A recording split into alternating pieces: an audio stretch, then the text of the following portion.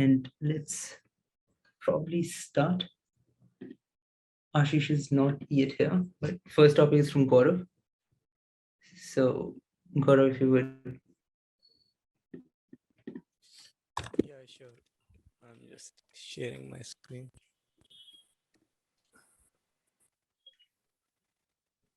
Let me first add my name.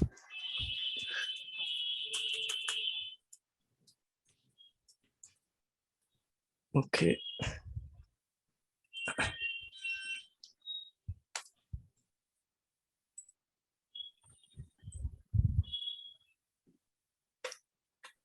So my update on the multiple GitHub import is that I was facing an issue for.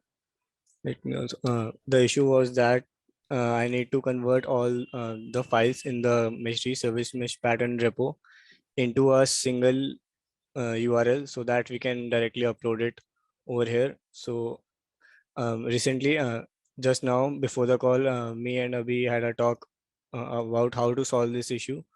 So what we did to solve this issue is we are passing this. Let me also share the file.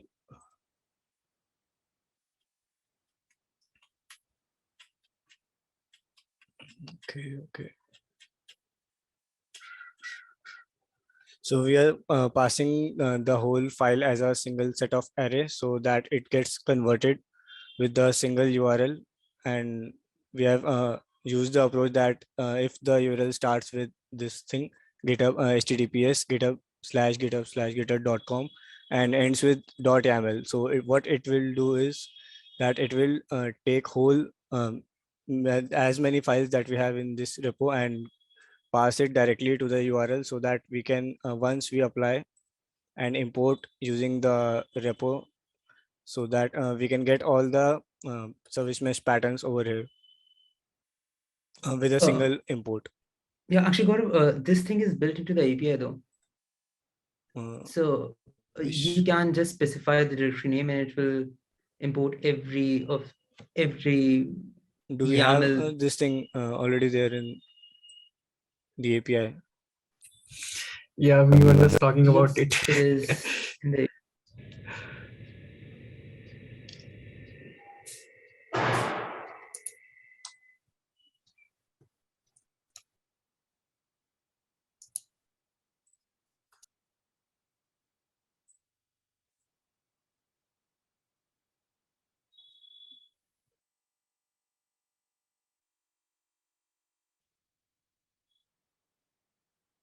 So is this approach fine? So we can proceed with this. I can also add few functions to get this Yeah, thing. actually, this is sort of I think we are duplicating him because this exact, I wouldn't say exact, but similar logic is present in Mystery server as well.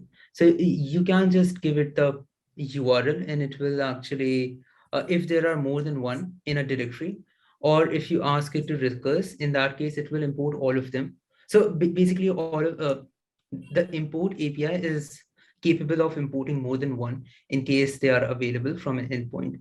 So, and I think right now this functionality is being duplicated here as well. What you're doing is you see if something starts with github.com, you use GitHub API to fetch all of them and filter out all of the files which end with Yep. .yaml or .yml, and then you actually append that into the single file and probably push it. But all of this is actually present in API as well, so it's completely capable of doing all of what that is being done here manually. Okay. So it is present in the Mystery server itself, so I can directly get from that, right? Yeah, basically what I'm saying is that you don't have to do this manually. You can just pass in the URL to the endpoint, to the API, and it will take care of making sure that it pulls in all of the pattern files that are available in that particular repository. And it does an additional check as well to sort of verify if that particular YAML is a potential pattern file or not. So yeah. Okay. And the last thing that I removed the note from the UI because that was creating much of confusion to the users. So one more change that I think Lee just discussed in the one of the previous meeting is like group these three buttons into one. So these Yeah. all these three are, After this GitHub import will be completed, I'll just push this thing into a one single button and a drop down or something kind of approach. Yeah. So as just Utkarsh said, so GitHub import is not much different than the URL import URL. also. Yeah. So we can, just use one, I think. Yeah. Actually, so just to add there is a slight difference between a GitHub import and a URL import, and that difference is that let's say you want to import something from service mesh hyphen patterns, and I mean that particular repository. In that case, you can also specify that from what branch you want to import, because there can be multiple branch. You may want to import from a certain branch. The default one is, so if you don't give any branch, in that case we try to import from main branch. So that is an additional field which would be present in a GitHub import, but won't be present in a normal URL base, because that doesn't confines with remote Git thing. So yeah, that's the only thing that differentiates GitHub import from URL, simple Okay. URL.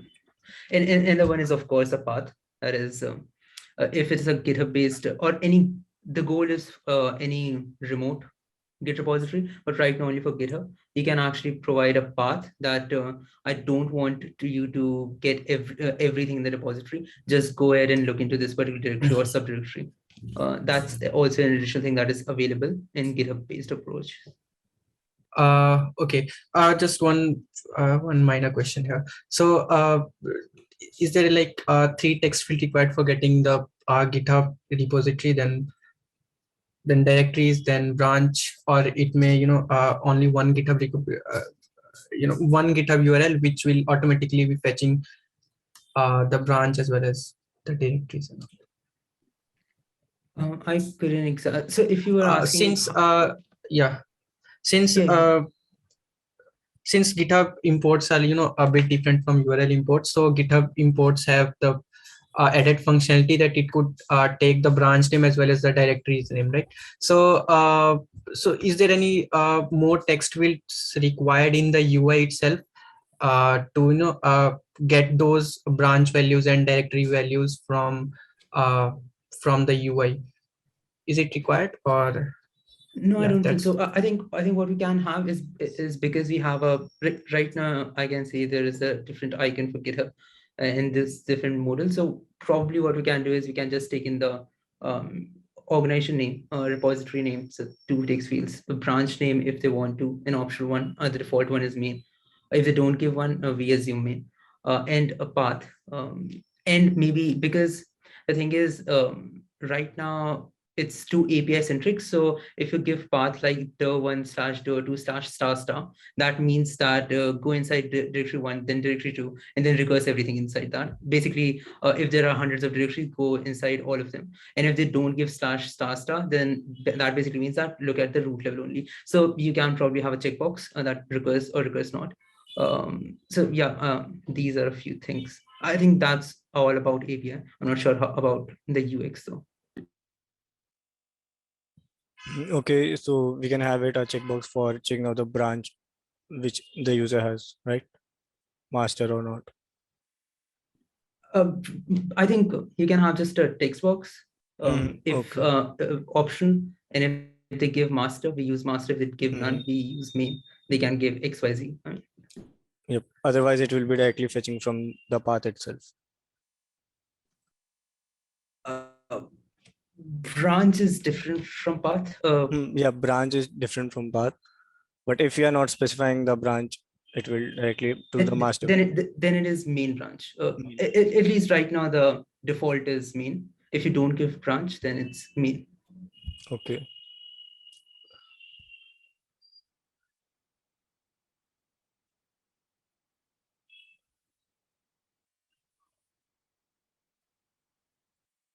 Okay, so I'll update the thing and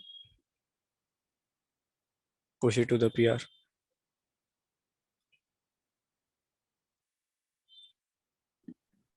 So any comments from someone else?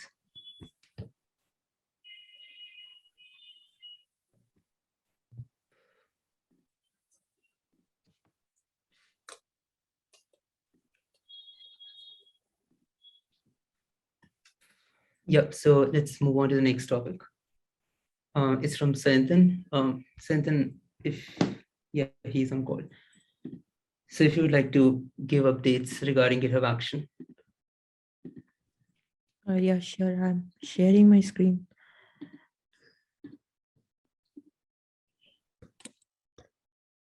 So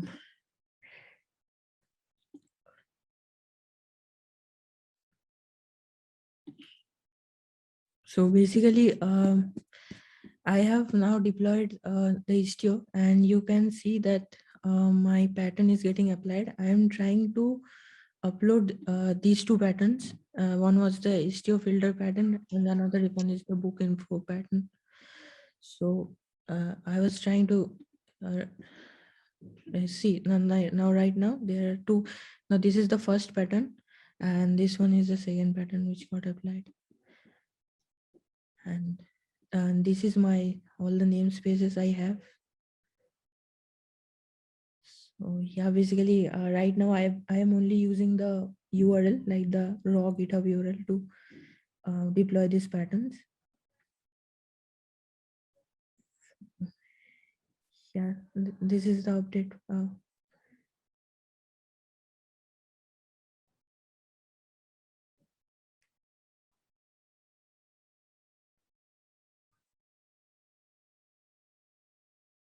So Senthil, would you mind giving some context to those who are not aware of what this action exactly does?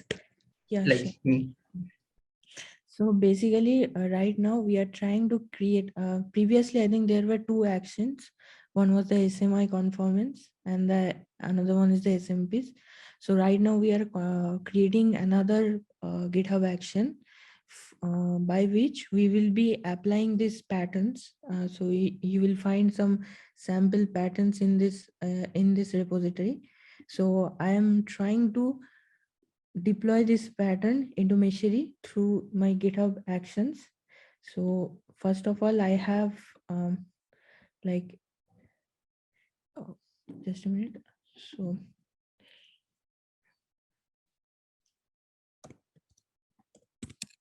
I'm showing you what I'm doing.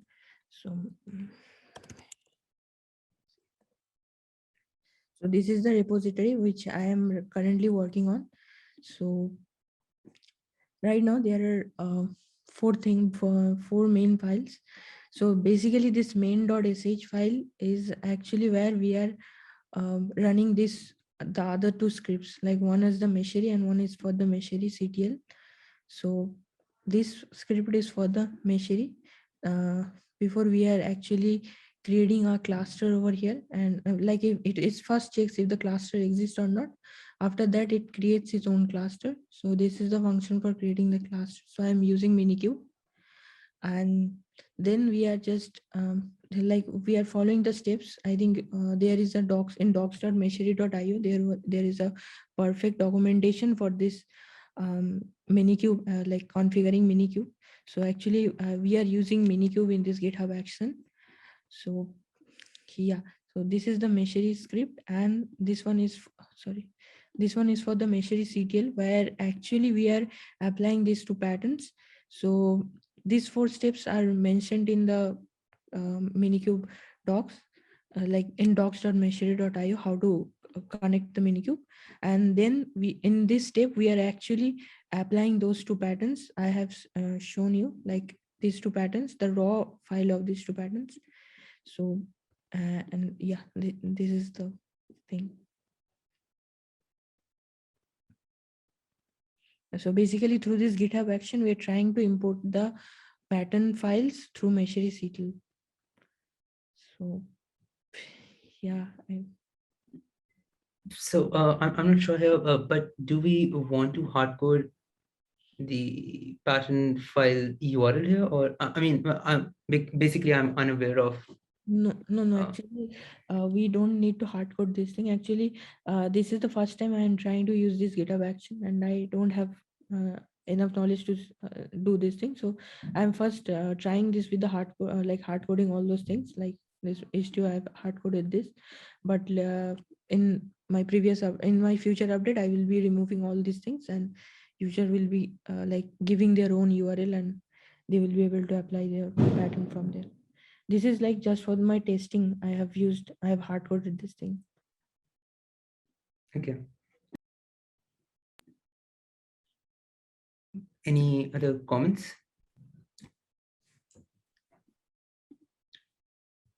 Rude Rocks, do you have any feedback on this?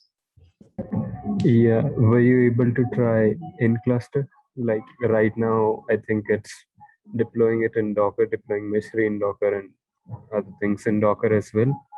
Were you able to try out in cluster deployments? No, right now I have only used the Docker deployment. If you use if you deploy with the default platform, Kubernetes, you'll end up avoiding challenges with networking that you were facing with Minikube. Yeah, I will change this Docker to default one, like the Kubernetes one. All the adapters are getting installed, or No, does the user specify some?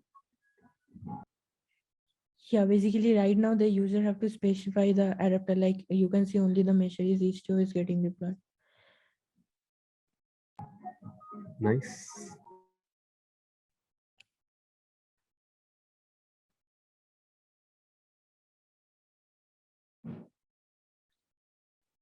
Looking good to me.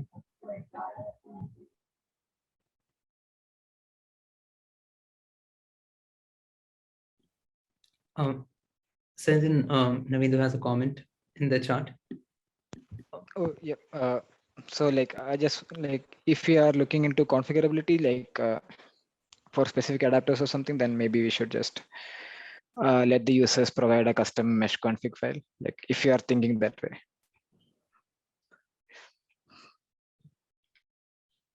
Okay.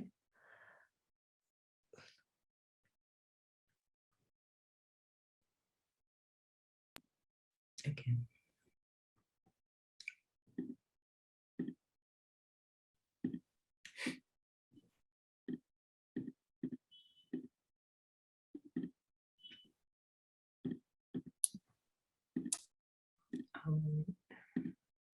Let's move on to the next topic.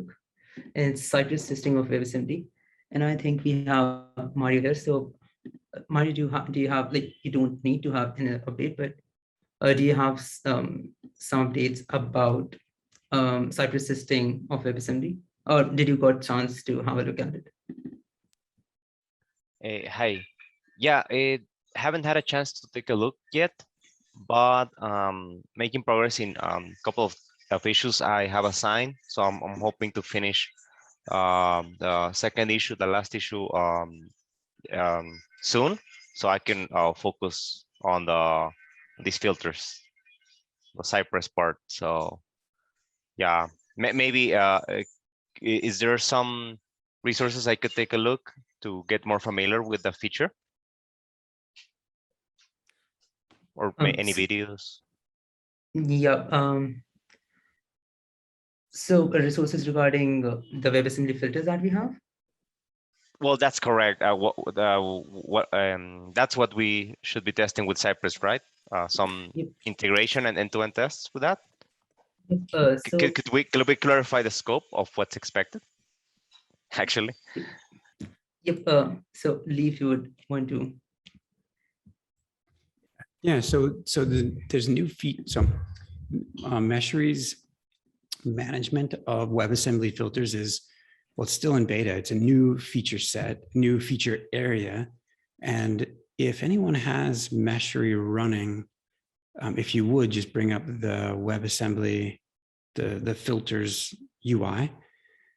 So it's a net new UI that doesn't have any test coverage, any functional test coverage.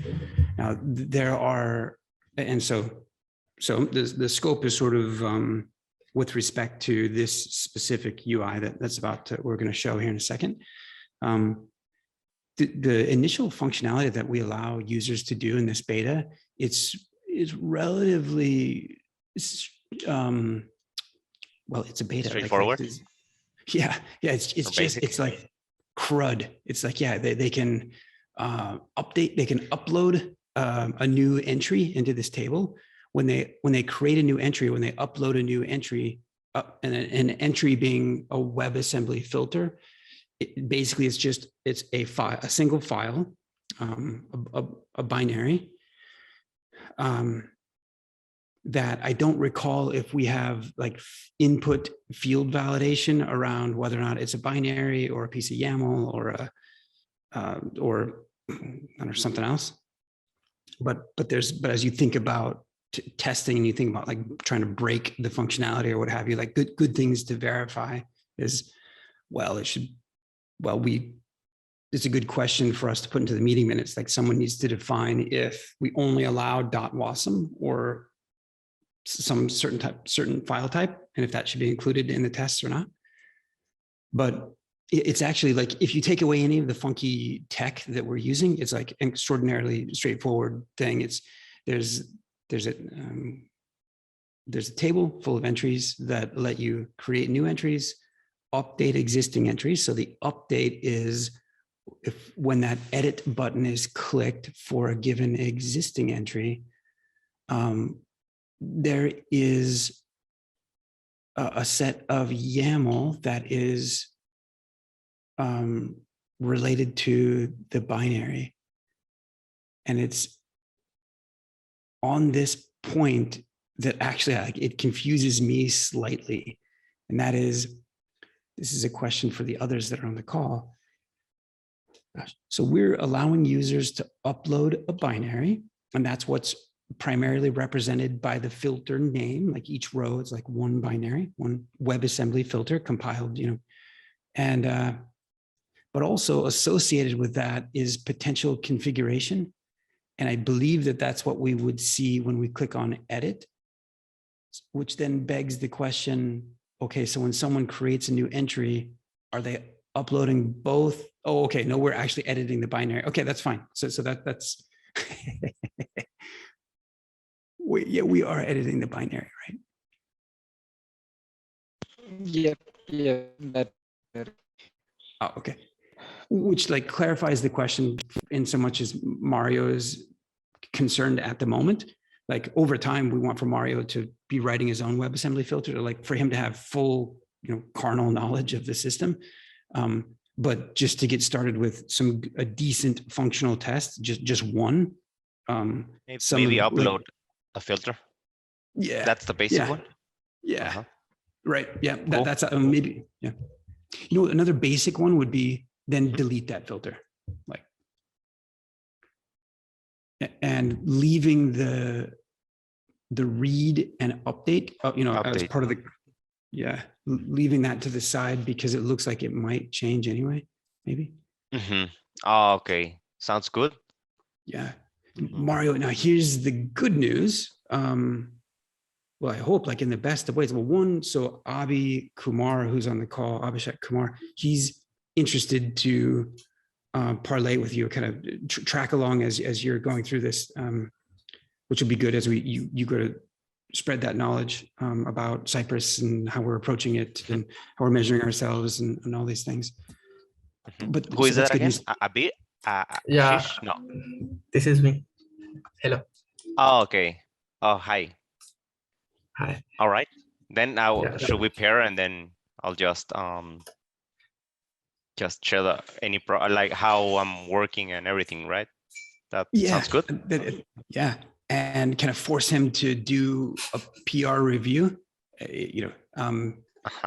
Because it's how it's, if he's having to review it, then he's having to understand it. And yeah. Of course. Yeah. Yeah, sounds great. And what about, is there any issue to track this work? Should I create it, or is this part of a big issue, like feature we're working on? Like, I'm just not familiar with like that part. Navendi, what do we? So we've definitely got this long set of test cases, and I know that this is called out in those test cases. I don't know that we have individual issues for each test case. But so Mario, hold that thought for a moment. Sure, We're going to no get you problem. this is really, Thanks. it's a great question. Actually, it's a great question because it leads us into like a bit more of what's the test strategy itself and kind of how do test cases work and what tooling is there today and where can that evolve? Like that's all. The other piece of good news that I'll say in the meantime is that, well, so emerging functionality is in Meshery is to manage WebAssembly filters. And so we just kind of talked about the extent to which it does it. It's really, you know, it's really simple, almost not usable. It's so simple.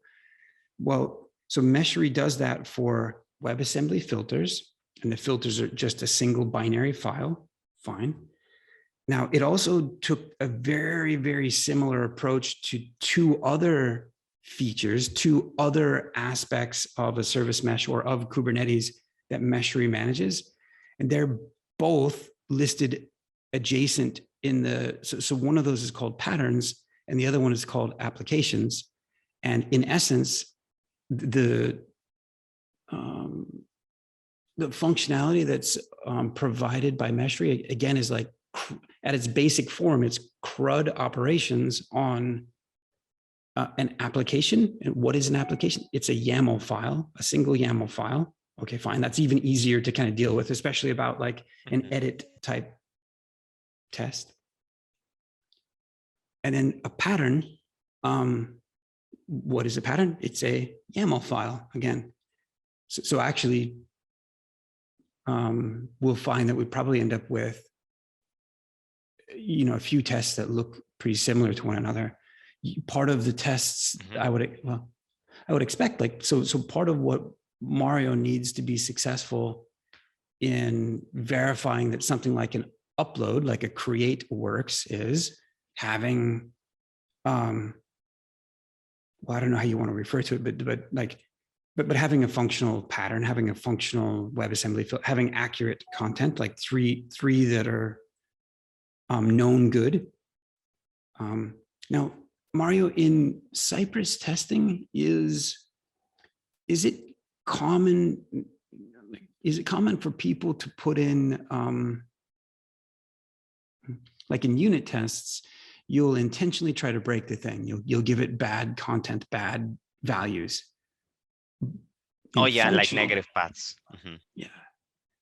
What's the state of the, like, yeah, what do you find is a common approach with functional testing? Do you usually do negative path testing and functional testing?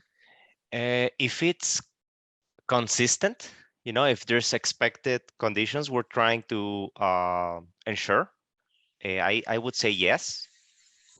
If there's a specific error message, for example, we of course, yeah, if this is part of the acceptance criteria, yeah, basically we would introduce invalid input in many different ways, right? It really depends to the feature. So for example, so the scope is these 3 pages. Is it patterns, filters, and applications, or just patterns for now? Trying to define that. Yeah, the scope is for all 3. We can be successful just starting with one and just starting with a single operation like that. It's okay to be iterative in that regard. Yeah, I would think that the an objective would be to work on one of those, like Cypress test for one of those, and then try to make reusable test code or utilities to work on the others, so that you know, any changes would be managed at an abstraction layer on the test code. So yeah, and the upload, if the upload is the main scenario, it is, right, like upload a file. Yeah, in the future, I think for now probably it is upload and then delete. Yes, in the future, just upload like a local file, right? Yeah, right. Yeah, so the upload on Cypress, it's very specific, like how to script an upload on a web application for Cypress. It really depends on the implementation of the upload. So I'll take a look to see if there's another let's say there's another Cypress test that already manages that, I'll try to reuse that. And if not, I'll have to work on the specifics. Sorry, it's my daughter. She's learning to talk.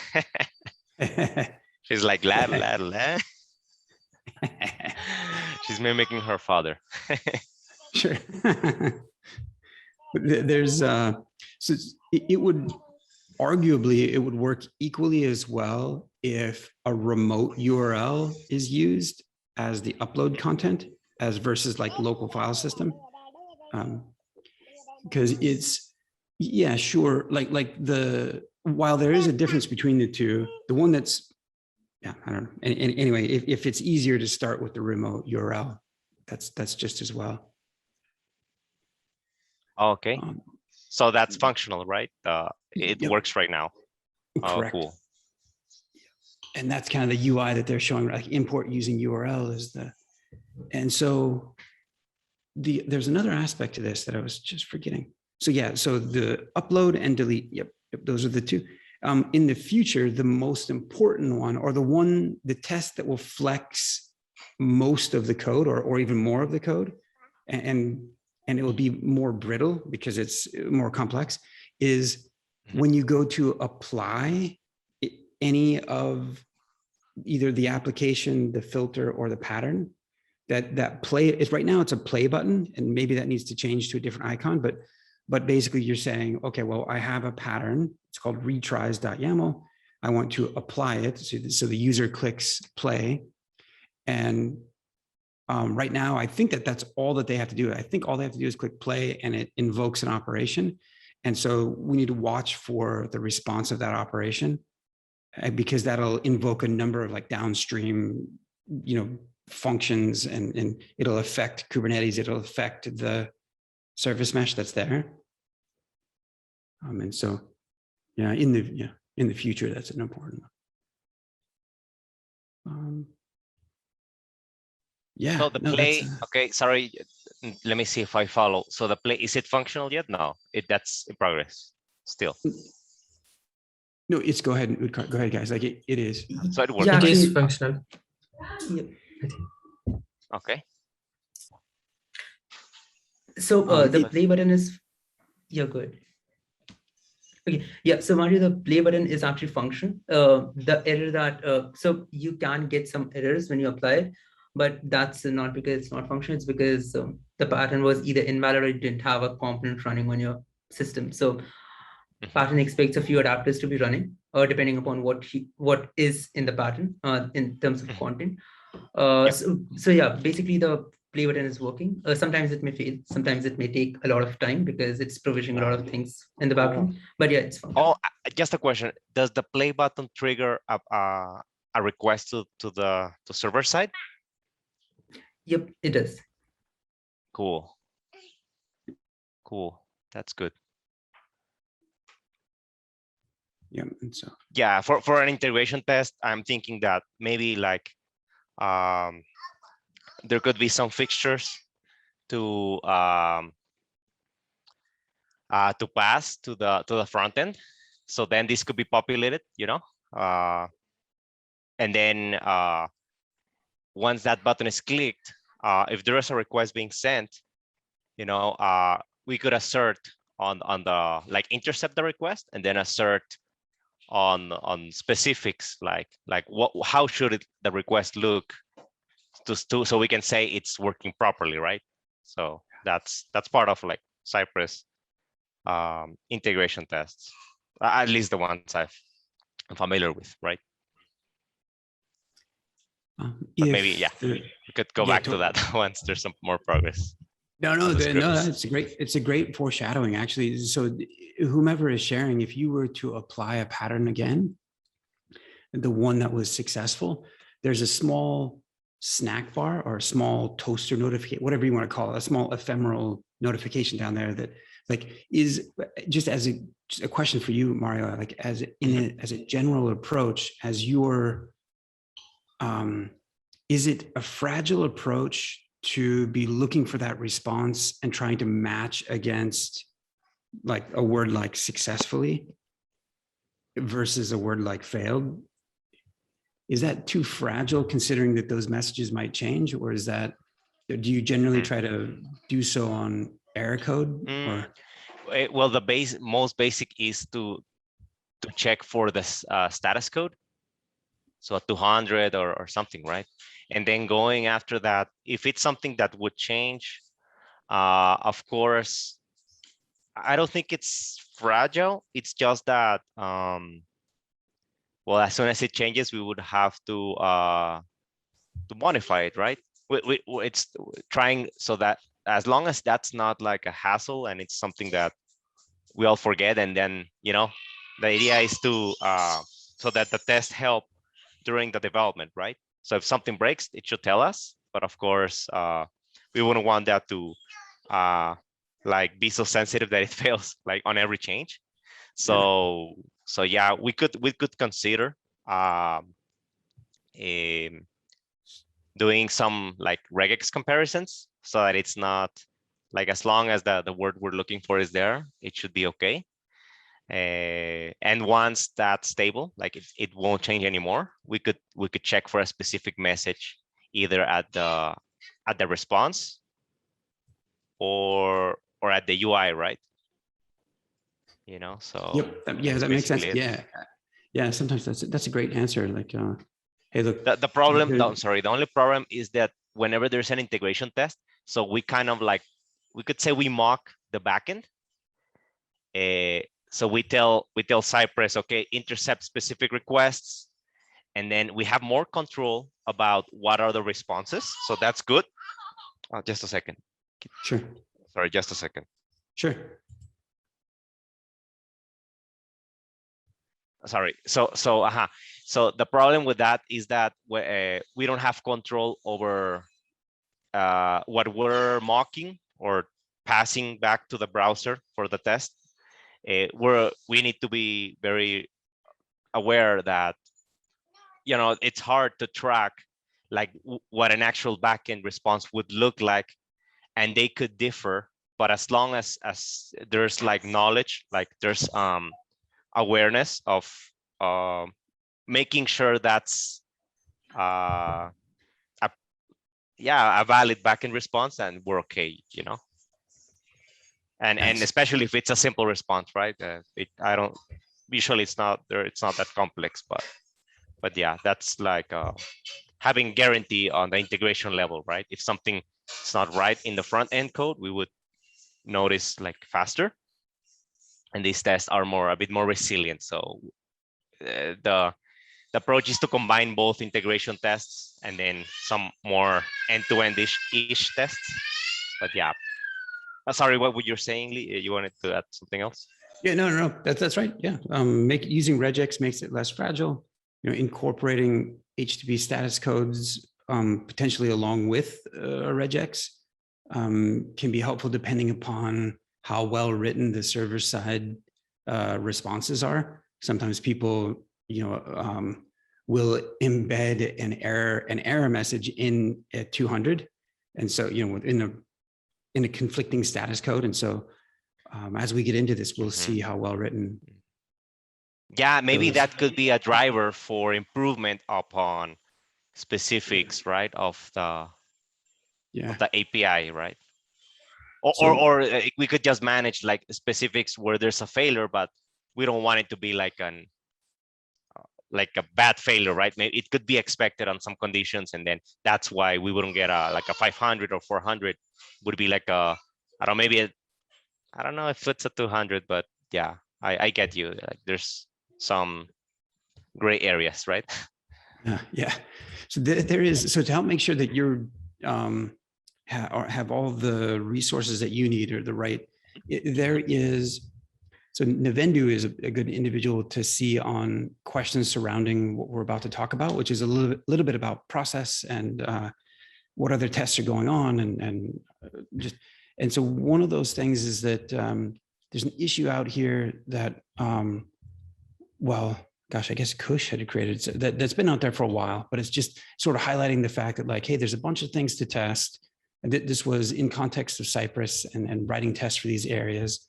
I don't know that this yet has a checkbox for the new WebAssembly filters, the applications, and the patterns. So we can definitely either edit this and add those or make new issues. But is that there's also some fixtures that you might need, or some things that you might need are like, hey, known working examples of a pattern, an application, and a filter. And so that's support that you probably need from the community, from Nivendu, from folks on the call. And then the other thing is, at some point, well, I think we have the Cypress free tier account. And I think if memory serves, we can have like up to 5 users on that free tier account. And so as you get hip deep into this, we should probably make sure that you're able to the extent that it's helpful to you, like that you're able to, or that your user is added to that team, or that you can get in there and do what you need to do. Another thing is, every 2 weeks we have the build and release meeting, and in there we end up talking a bit about recently it's been about test cases, less about test strategy. There's a spreadsheet out there that we're using. I don't know. That's too bad. So hold on. There's a spreadsheet out there that we're using that I can't get to. I don't know why. Nivendu, I don't know why we switched spreadsheets, but I think this is the current one for .6, and these are the test cases. Each row represents a test case. Ultimately, ideally, like the E2E tests will like cover a broad swath of a number of these what are otherwise like manually executed integration tests. So some of this next topic is like good for the build and release meeting that we have, but I thought I would try to answer a couple of those questions that you have. So Nivendu, if you don't mind, knowing that Abi and Mario will need known working content, we should probably create a child issue off of this one and then add that info in. Yep, sure, I'll add that. And so Mario, I'm going to preemptively try to get your user, see if we can get your user access to the Cypress account, just to grease the wheels. Oh, sure. Is it to the dashboard, like Cypress dashboard? Yeah. Oh, okay, cool. Okay. Sounds good. Thanks. Yep. So let's move on to the next item. And it's from Abhishek. Review updated pattern configurator. Now in Filter UI, I think it has already been added to the patterns UI that we have. So Abhishek, take over. Yeah, so the new configurator UI is like active in the patterns.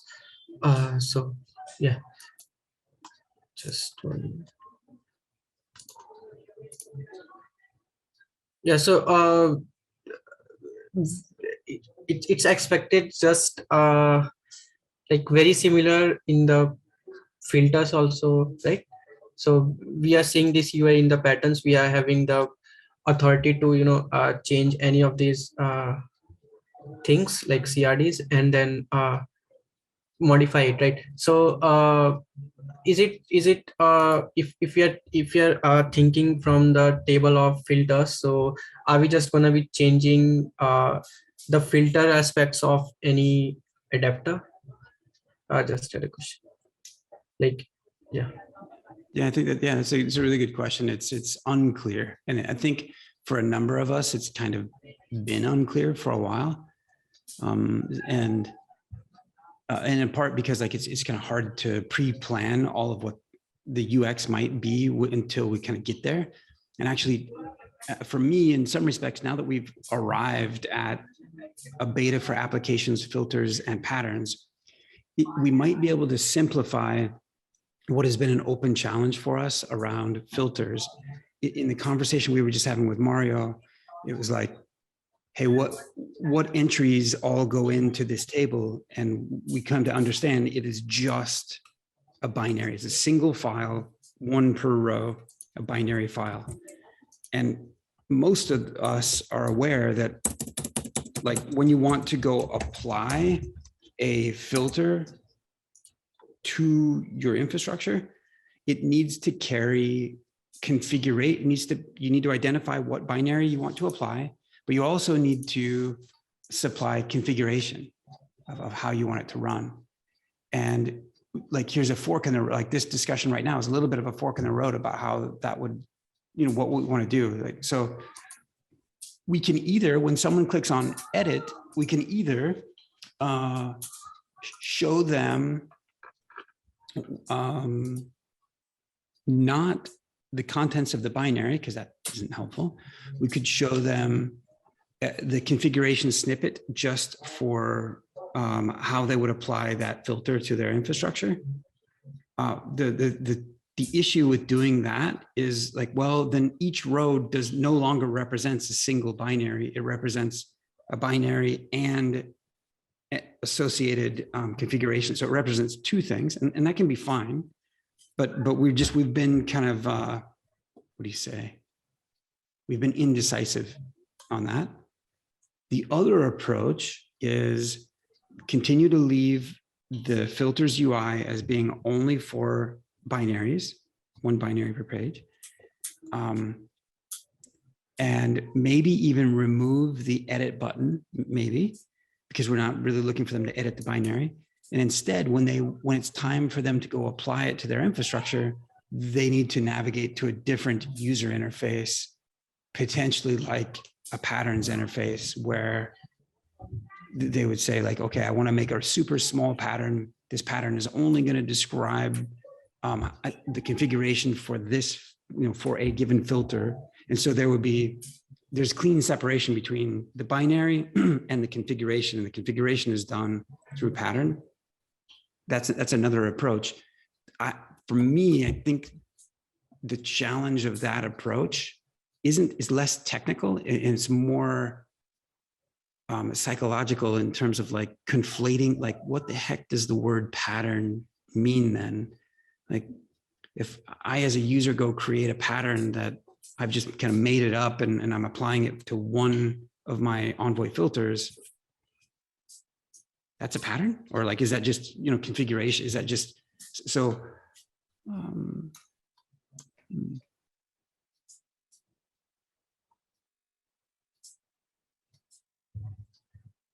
or like, okay, people can still do that. People will still apply configuration to their WebAssembly filters using a pattern. They'll still do that, so that the patterns UI is looking good. You know, it's coming along, like that's good. But separately, let's say that someone isn't trying to use a pattern to apply their filter. They're running Istio as an example. And so if you navigate to lifecycle and if you have an adapter running to one of the, that it would be potentially from within that lifecycle user interface here, where we would change this, like where it would say, oh, apply a filter. There would be a pick list of filters because they have, 10 in their tables or whatever. They'd pick from one of the existing filters that they've uploaded. And it would be in this moment where we would ask them to confirm any specific configuration that they would like to pass along. And from a UX, maybe this is a cleaner approach, Now, even assuming that was cleaner and that we kind of went that way, on the back end, I think it still begs the question of, like, when you're dealing with a filter, when Meshery is managing a filter, does it not also have a secondary artifact, the configuration artifact adjacent to it? Does it not also want to track that same thing? And I think that's a question for few folks to think on and make some assertions on, like state some beliefs. So Utkarsh, that would be a good thing probably for us to put into the meeting minutes to say, like, do before next time we meet is perspective, a, what do you call it? A proposal for an ultimate proposal for what that is. I do think as people think about that, I do think that part of that reflection, as you reflect on it, like the question you might ask yourself is, okay, well, when a user is dealing with other types of content, like an application, what user experience, we want to try to be consistent with these user experiences if we can, if to the extent that it makes sense. So if someone's interacting with an application, again, it's one file per row in the table. It's a YAML file. Now they can edit it in the web browser because that makes sense because it's text. Okay, fine. They can potentially click to apply it from right there. Like we might let people continue to click to apply their WebAssembly filter from the WebAssembly table, but we would ask them subsequent questions like what mesh did you want to apply this to and what configuration did you want to supply with it?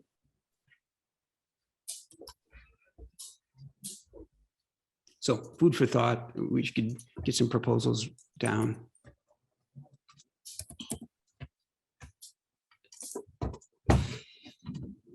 So. Yeah. Okay, so one more question is, so whatever here is like these test filters are not valid WebAssembly filters, right? Because they should be binaries and they can't be, edited.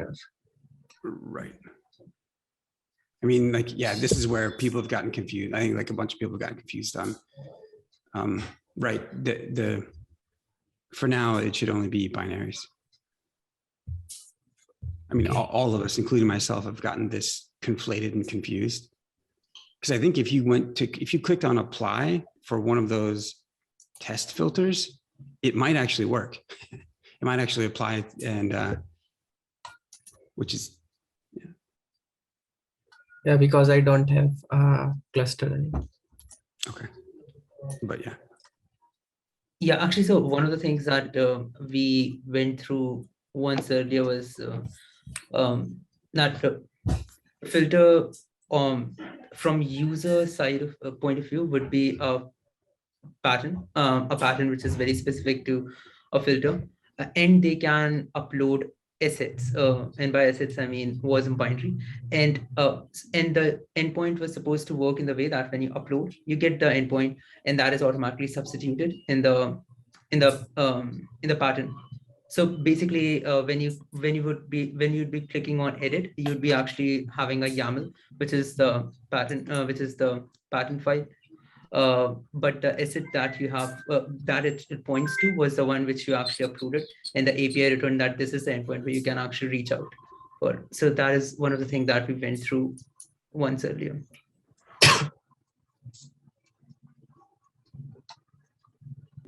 So let's move on to the next item. Yeah, good. Okay, so basically, just very last thing. Just to differentiate between the three configuration items like filters, application, patterns. So patterns we should be able to configure anything with the patterns. And application should only be able to we should be only viewing those things, those custom resources which are specific to the application configuration. And in filters, yeah, the same holds for these two, right? So just become specific to the things mentioned here, right?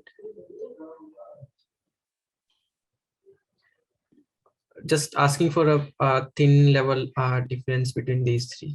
Clarification between the difference between these three, right? I was thinking the same. Like an application is defined with a YAML, a pattern is defined with a YAML, but what's the difference between those two, for example? I'm gonna let Utkarsh take a crack. Yeah, it's a great question. We've, I I mean, it's a great question, and we need to make it much more intuitively clear. Hopefully right now we can. Yeah, so actually, right now, as like it is the fact that all of them are YAML. So that's not what differentiates filters and patterns in applications.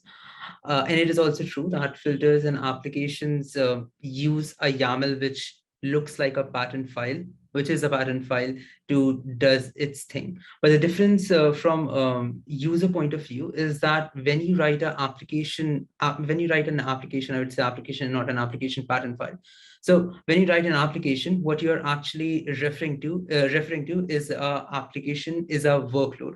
So let's say you have a application book info, because that's a popular sample application. Let's say you have an application book info. There are two things. The first thing is that Meshri has a construct, a reserved construct for provisioning applications, which does a lot of things automatically for you. So that is something that applications is all about. That is, you can directly use that construct to provision a workload for you. And it is not a pattern in the sense that you are not defining best practices in there. Definitely, you can actually define some best practices because we do enforce a few things from our side, but that is not what application construct is for. It is for you, the user, to provision an application, a workload into your environment. So this is right now, as Abhishek is sharing, this is a pattern file, and it is trying to provision an application for you, which is actually provisioning collection of items for you. This is a pattern of file. The same pattern file would be available in application also. So the difference is actually that from the user point of view, you'd be able to see application as a different construct and not as a pattern, which is a very generic thing. You can do almost anything in your cluster using patterns. You can enforce best practices using patterns. So actually, it is not a implementation difference, because both of them are exactly same from implementation point of view, application and patterns, but it's more from the user experience point of view. That is, applications are supposed to deliver only applications. That is, when you're using applications, you are actually talking only about applications and not configuring your let's say you are not configuring your namespaces. That's one thing. So yeah, that's the difference. The filters are actually a lot different from application and patterns alone, because filters is a like it's more than patterns, in sense that it has assets as well. That is, it will involve one or more than one WebAssembly filters, which you can obviously refer to in your pattern file. So filters in this configuration section, it refers to two items, WASM binary collection as well, plus a pattern file, which can provision those things for you. That is actually the high level. Basically, that is what differentiates these three. It's more of intuition than it's the implementation details. Wow. So then an application is just like some workload with, let's say, the default configuration. So this allows the user to just do like something quick. And then when he uses a pattern, that'll help him differentiate when this is something that is like a best known pattern or best known configuration of specific workload. That's right. Right? Yep. Also, yep. You're good. And then the filters would, this is more specific, and whenever you upload something that's not a filter, we could say it would fail, right? Like it would be a more validation in this one, the filter one. Yeah, right. Yeah, the filters are like very specific. It's like filter. Yeah. That what's the right? That any so we definitely need an object model to help people to just relationally understand how these things interact with each other. To put it concisely, I would say that if you have an application, it might have a WebAssembly filter. Like you might deploy your application like a WordPress instance that in the application it's described that there's Apache, MySQL, and whatever else goes in there. And it's a Kubernetes manifest, more or less, for an app that you just want to apply to Kubernetes is in a lot of, like, that's a good analogy to have. And then, but if you wanted to rate limit Lee from the user Lee that signed in from commenting so quickly, you might apply a filter to that application that prevents the user named Lee from doing a certain number of comments per minute or whatever. And so the pattern is a higher level construct. It might be that it is intended for what you had said, Mario, which is like applying best practice behavior, like applying a template to your applications. Generally, like part of the concept is that a pattern can cut across applications. You might describe one or more applications inside of a pattern. A pattern is a much larger, is an umbrella, is a larger, like the problem where this all gets confused is when we start to talk about the technical abilities of the fact that you could take a pattern and create a new one and say, well, I'd like to have this application in this pattern and this one and this one and this one. So this pattern has 5 applications. And then I want to put like this many filters on these apps, all described inside the pattern. And it starts to get conflated, like where the line gets drawn between, like a pattern is this overarching thing that you can describe all of that infrastructure with inside of. Okay, granted, you can do that, but how we were intending for people to use it was more like, is there a best practice of limiting every user to 2 comments per minute? Like, good, then let's codify that, capture it in a pattern, and then have the, this list of like these best practices kind of available to people. And we're making it hard for people to understand what a pattern is supposed to do because we keep using it to do other stuff like capture all, to not just capture best practice. And so we've got to give this some thought to changing around the UX for, like, just because patterns are capable of doing some things doesn't mean that we should necessarily allow people to use them in that way, because it, yeah, like restrict how it's used, so to avoid confusions, right? I'm thinking I agree with that. And for example, if a user uploads an application, would that application, like, is there let's say, is there a relationship, or could they use, like, they could go to the patterns UI and do something with that application? Like, is that the intent? Yeah, there is a cool. relationship. So there is, yeah.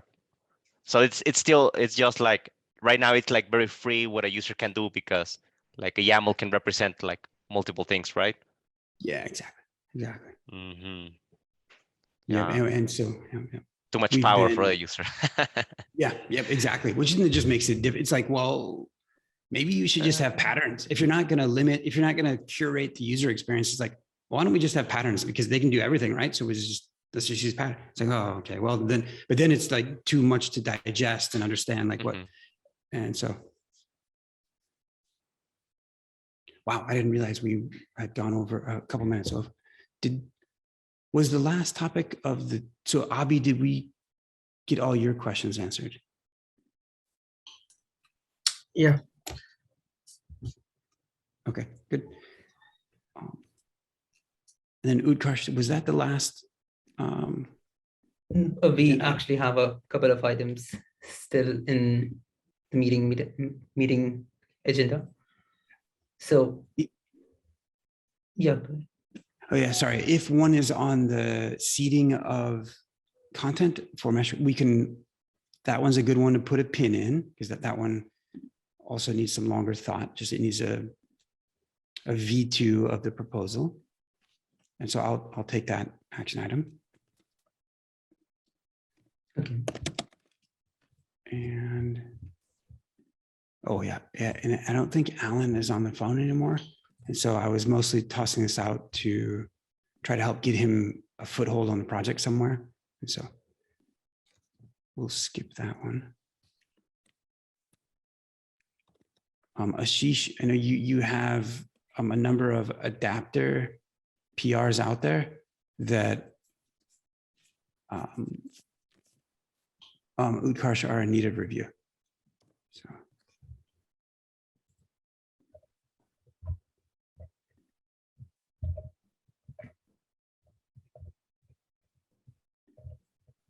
Cool. This is kind of a separate note. So, okay.